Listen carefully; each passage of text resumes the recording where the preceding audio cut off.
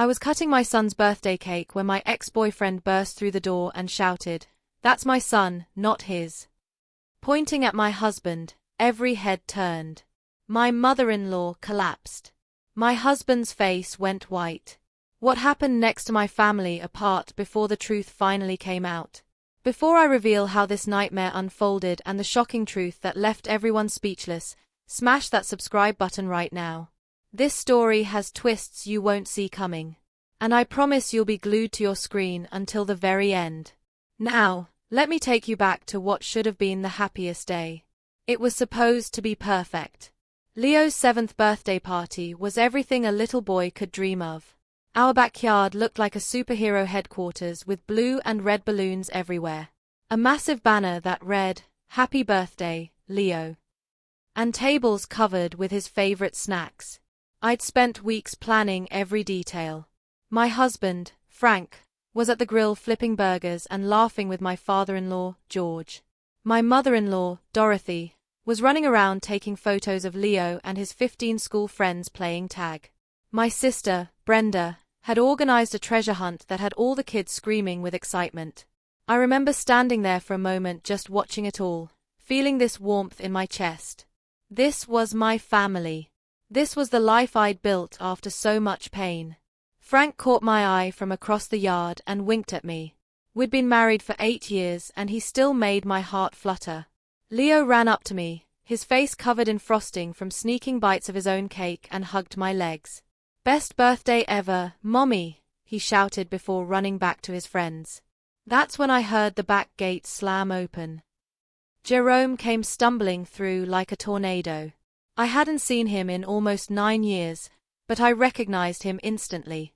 He looked terrible, disheveled, unshaven, his clothes wrinkled like he'd slept in them. But it was his eyes that scared me. They were wild, angry, unfocused. He was drunk. The music seemed to stop even though it was still playing. Every single person in that backyard turned to look at this stranger who just crashed a children's birthday party. "That's my son." Jerome's voice cut through the air like a knife.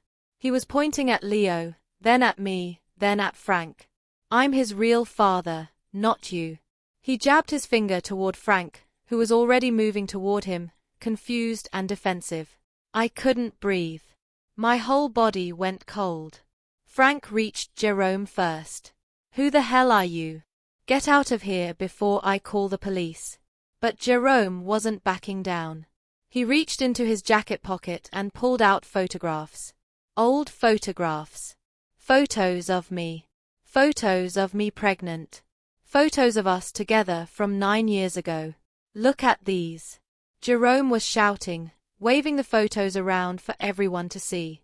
"She was pregnant with my baby. She disappeared and stole my son." Dorothy rushed over to grab the photos from his hand, her face going pale as she looked at them. One by one, the guests crowded around to see. I could hear the whispers starting. "Is that her? She was pregnant. Oh my God." Leo started crying. He didn't understand what was happening, but he could feel the tension, the anger, the fear. Brenda scooped him up and tried to take him inside, but he was calling for me. "Mommy! Mommy!"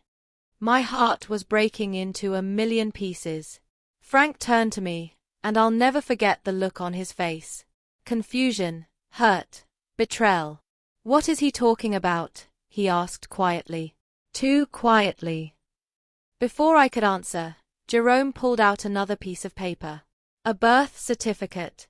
Or at least what looked like a birth certificate. "See the date?" he shouted triumphantly. "That's Leo's birthday. I did the math. She was with me 9 months before that." Dorothy's legs gave out. George caught her before she hit the ground. She was crying, gasping for air. "Is this true?" she kept asking. "Did you lie to us? Did you lie to my son?" I tried to speak, but my throat was closed up. Yes, I had dated Jerome. Yes, I had been pregnant. But it wasn't what they thought. It wasn't what anyone thought. "Let me explain." I finally managed to say, but my voice was drowned out by the chaos erupting around me.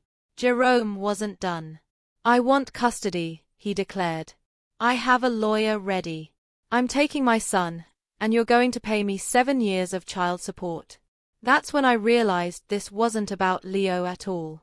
This was about money, about revenge, about destroying everything I'd built. Frank was staring at me, waiting for answers. The neighbors had their phones out, recording everything. George was trying to physically remove Jerome from the property, but Jerome was making a scene, resisting, shouting louder. You all deserve to know the truth. She's a liar. She stole my child. I wanted to scream. I wanted to tell them everything right then and there, but nobody was listening. Dorothy was hysterical. Frank looked like I'd stabbed him in the heart. Leo was sobbing uncontrollably in Brenda's arms. And Jerome just kept smiling, this sick, satisfied smile like he'd won some kind of prize. Finally, one of our neighbors spoke up. Why don't you just do a DNA test? That'll prove everything. Jerome's smile got even wider. Fine by me. I know he's mine. I'll take that test right now. The party was over. Guests grabbed their kids and left as fast as they could, whispering and staring.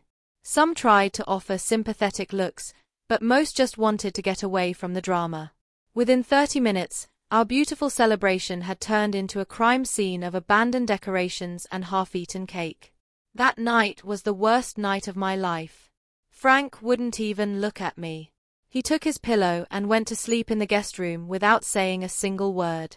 Leo cried himself to sleep, asking why that scary man said he was his daddy. And I sat on the edge of our bed alone, holding my phone as Dorothy called me 17 times. Each voicemail more accusatory than the last. How could you do this to my son? How could you lie to this family? You need to leave our house until this is sorted out. I tried to explain to Frank the next morning. I begged him to just listen to me for 5 minutes. Yes, I dated Jerome 9 years ago. Yes, I was pregnant. But Frank, please, you have to let me finish. He held up his hand to stop me. I can't do this right now. I need time to think. His voice was so flat, so empty, like all the love he'd had for me had just evaporated overnight. Dorothy showed up at our door within the hour. She didn't knock. She had a key. She marched into the kitchen where I was trying to make Leo breakfast and demanded I pack my bags. You're not welcome here until we sort this mess out. You've brought shame on this family. Frank stood in the doorway and I waited for him to defend me, to tell his mother she was out of line, but he said nothing. He just looked at the floor. I packed a bag and went to stay with Brenda. As I loaded my suitcase into my car, I could see our neighbors peeking through their curtains. By evening, I knew the whole neighborhood would be talking about me. Jerome didn't waste any time making my life hell.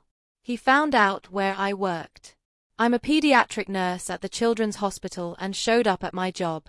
He caused such a scene in the lobby that security had to escort him out, but the damage was done. My supervisor called me into her office. Look, I understand you're going through something personal, but this is affecting the workplace. You need to handle this quickly. He posted on social media, too. Long rants about how I'd stolen his son, how I disappeared while pregnant, how he'd searched for me for years. His friends started commenting, sharing the posts, sending me horrible messages. Baby thief. Liar. You should be in jail. I deleted my accounts, but screenshots were already circulating. Frank finally called me 3 days later. His voice sounded exhausted. Jerome's lawyer contacted me. We need to do the DNA test. It's scheduled for next Tuesday. I tried again to tell him the truth, to explain what really happened all those years ago, but he cut me off. Just not now. I can't hear this right now. And he hung up. Dorothy had already told everyone. Frank's entire extended family knew. My own mother called me disappointed and confused. Why didn't you tell Frank everything from the beginning? How could you keep something like this from your husband? Even she didn't want to hear my side of the story. I felt completely alone, isolated, like I was drowning and everyone was standing on the shore watching me go under. Brenda was the only one who actually listened. One night after I'd cried myself sick, she sat me down and said, "Tell me everything from the beginning, the truth."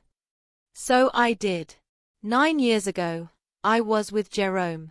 It was a toxic relationship from the start, but I was young and didn't know better. He was controlling, jealous, and when things didn't go his way, he got violent. When I found out I was pregnant, I was terrified, but also hopeful that maybe a baby would change things. I was wrong. At 8 weeks pregnant, Jerome came home drunk and angry about something at work. We argued and he pushed me. I fell hard, hit the corner of our coffee table. The pain was immediate and terrible. I ended up in the emergency room that night, bleeding and alone. Jerome had stormed out and didn't answer his phone. The doctor confirmed what I already knew in my heart. I'd lost the baby. I was devastated, completely broken. When I finally went back to our apartment, Jerome was gone. His clothes were gone. His stuff was gone. He'd left a note that just said, "I can't do this anymore." He never knew I'd been pregnant. He never knew I'd lost the baby. He just disappeared. I spent months in a dark depression. Eventually, I moved to a different city to start over. I got therapy. I healed slowly, and 2 years after that nightmare I met Frank. He was kind, gentle, everything Jerome wasn't. We fell in love, got married, and 3 years into our marriage, I got pregnant with Leo. That was 7 years ago. The timeline made it impossible for Leo to be Jerome's. The miscarriage happened 9 years ago. Leo was born 7 years ago. The math didn't lie, but nobody would listen long enough for me to explain this. Brenda hugged me as I sobbed through the whole story. Then she did something smart. She started digging into Jerome's life. What she found made everything click into place. Jerome had recently lost his job. He was about to be evicted from his apartment. His girlfriend had left him. He was desperate and broke. Then Brenda found an old social media post I'd made years ago with Leo's photo. Jerome must have seen it, done some quick math based on when we dated, and decided to roll the dice on a lie. His after child support money, Brenda said. He's seen that you're a nurse, and Frank owns his own business. This is about money, not Leo. His gambling that nobody will fact-check him. The day of the DNA test felt like walking to my own execution. Frank and I arrived separately. Dorothy came with Frank, of course. Jerome showed up with that same smug smile like he'd already won. We sat in the waiting room in complete silence. The tension was suffocating. When they called us back, Leo looked so small and scared. They swabbed his cheek, then Jerome's. "Results will be ready in 3 days," the technician said cheerfully, like she wasn't holding my entire life in her hands. As we were leaving, Jerome leaned close to me and whispered, "You ruined my life back then. Now I'm ruining yours. Hope it was worth it." That's when I knew for certain. He knew he wasn't Leo's father. This was pure revenge for me leaving him all those years ago. Those 3 days were the longest of my life. I couldn't eat, couldn't sleep. Frank still refused to see me. Leo kept asking when he could come home. Dorothy had already told the extended family to prepare for the worst. My phone was flooded with calls from relatives I hadn't spoken to in years, all offering their support while clearly believing I was guilty. When the email came saying the results were ready, my hands shook so badly I could barely click the link. We all arrived at the medical center at the same time. The doctor led us into a private room. Jerome sat there with his arms crossed, confident. Dorothy clutched her purse, her face pale. Frank stared at the wall, refusing to look at anyone. The doctor opened the envelope and pulled out the report. She adjusted her glasses and read, "The DNA test shows that Jerome is not the biological father. 0% match. There is no biological relationship between Jerome and Leo." The room exploded. Jerome's face went from smug to red to purple in seconds. "That's impossible. You mixed up the samples. Run it again." The doctor remained calm. "These tests are 99.9% accurate. There's no mistake. Frank's head snapped. Toward Jerome. You lied. You put my family through this hell based on a lie. Dorothy stood up, shaking. Why would you do something so cruel to a child? Jerome started backpedaling, stammering, trying to come up with excuses. I was sure the timeline. She must have. But there was nowhere to hide. Security was already being called. As two guards grabbed his arms to escort him out, something in Jerome broke. He started screaming at me. All the venom and hatred pouring out. You destroyed me. When you left, you destroyed me. You deserved this. I wanted you to feel what I felt. You took everything from me. He confessed right there in front of everyone that he'd known all along Leo probably wasn't his. He admitted this was about revenge, about making me suffer the way he thought I'd made him suffer. The guards dragged him out as he kept screaming, his voice echoing down the hallway. The room fell silent. Frank turned to me and for the first time in days, really looked at me. His eyes were filled with tears. I'm so sorry. I should have listened to you. I broke down completely. The relief, the pain, the exhaustion, it all came crashing down at once. And finally, with everyone quiet and actually willing to hear me, I told them everything about the abuse, about being pregnant with Jerome's baby 9 years ago, about the miscarriage, about losing that baby alone in a hospital while Jerome abandoned me, about moving cities to heal, about meeting Frank 2 years later and finding real love, about getting pregnant with Leo 3 years into our marriage 7 years ago. The timeline was clear. The truth was clear. Leo was Frank's son. He had always been Frank's son. Dorothy started crying and pulled me into her arms. I'm so sorry, baby. I'm so sorry we didn't listen. I'm so sorry you went through that alone. George hugged both of us. Brenda was sobbing in the corner. And Frank. Frank held me like he'd never let go. Why didn't you tell me? He whispered. I tried, I said, but nobody would let me finish. Jerome was arrested that afternoon for fraud, harassment, and creating a forged document. We got a restraining order. He's facing criminal charges. His plan to extort money from us backfired spectacularly. It's been 3 months since that nightmare. Frank and I are in counseling, working on rebuilding the trust that Jerome tried to destroy. It's not easy. There are still hard days, but we're committed to each other and to our family. Dorothy has become my fiercest defender. She actually confronted some of the neighbors who'd been spreading gossip and set them straight. Leo has slowly returned to his happy, carefree self, though we're getting him some therapy to help process what happened. I learned something through all of this. The truth is sometimes complicated. It's messy.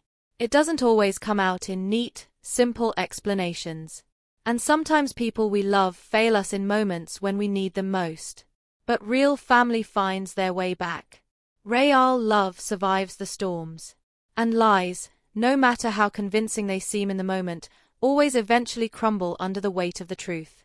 If you made it to the end of this crazy story, drop a comment telling me what you would have done in my situation. Would you have handled it differently? And please hit that like button and subscribe because I share real stories like this that prove truth is stranger than fiction. Share this with someone who needs to hear that even in the darkest moments, the truth will set you free. Thanks for listening to my